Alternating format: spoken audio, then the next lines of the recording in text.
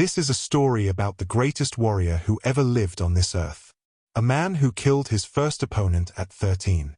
Who died undefeated. Who wrote philosophy in a cave while actively dying.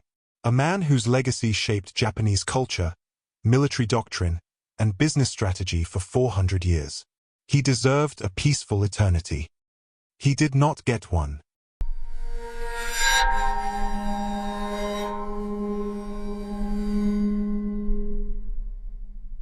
Miyamoto Musashi was born into a warrior-class family in a time when Japan was held together largely by the threat of immediate violence. He fit right in. From early childhood, Musashi displayed an unusual relationship with the world around him. Other children played. Musashi observed. Other children laughed. Musashi calculated. Other children made friends. Musashi decided friends were a liability and moved on. I was not cold, I was efficient.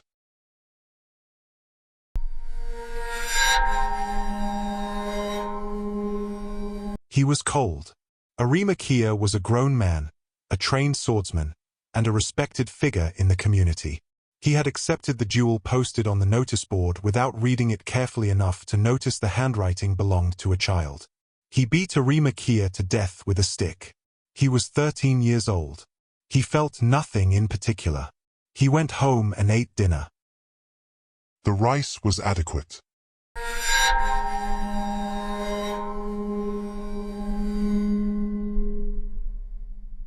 He walked Japan alone for a decade. No master. No school. No indoor plumbing. Most swordsmen of the era attended schools. They learned from masters, paid dues, wore uniforms, and received certificates. Musashi thought this was embarrassing. He invented his own martial art by fighting everyone he could find until he understood something they didn't. He fought at the Battle of Sekigahara in 1600. 10,000 men died.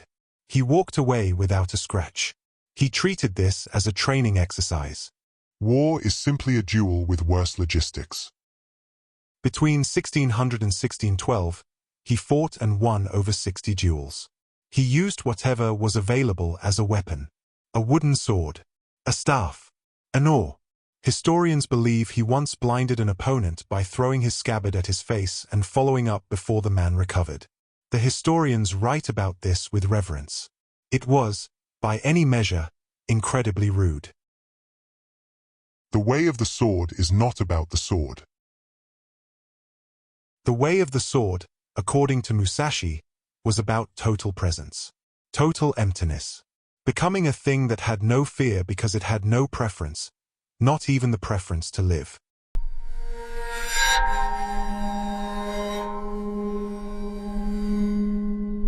Ganryujima Island, April 13, 1612. The most famous sword duel in all of human history. He was late. Sasaki Kojiro was, by almost every objective measure, a better swordsman than Miyamoto Musashi. He had formal training, a legitimate lineage. His technique, the swallow cut, was so fast and so precise it was considered physically paradoxical until men actually watched him perform it. He was disciplined, punctual. He arrived at the agreed time. Like a professional. Musashi was 2 hours late. He had slept in. On the boat to the island, he carved a new sword out of a spare oar with a small knife. He finished it approximately 1 minute before the boat reached shore. He steps off the boat. Disheveled hair. Rough clothes. Holding what is visibly an oar with the edges shaved off. He looks like he just woke up. Because he did. Kojiro, whose composure had held for 2 hours, looked at the oar sword and threw his scabbard into the sea in disgust. A declaration. He would not be sheathing his blade today. He intended to kill. He wanted Musashi to know this. You've already lost. A man who discards his scabbard has let his emotions speak before his sword. The duel lasted approximately 1 second. Musashi bowed to the assembled lords. Walked back to his boat. Rowed away. He never accepted another formal duel again. He had nothing left to prove and no desire to perform. 61 duels. 61 conclusions. The theorem was complete.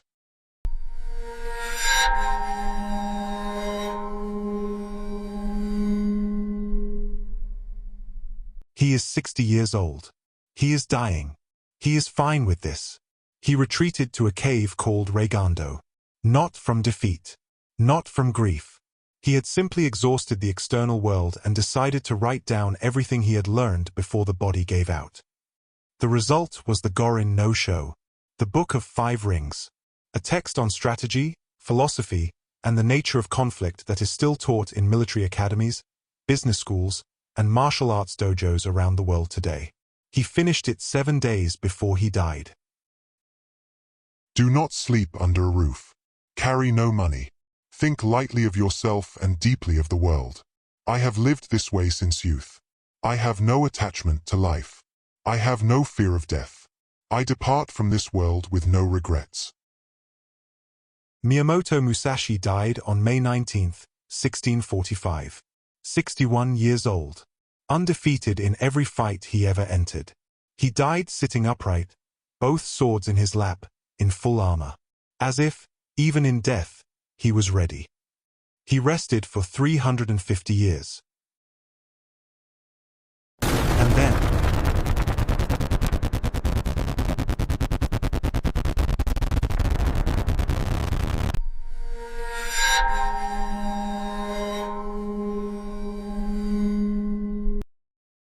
I have returned.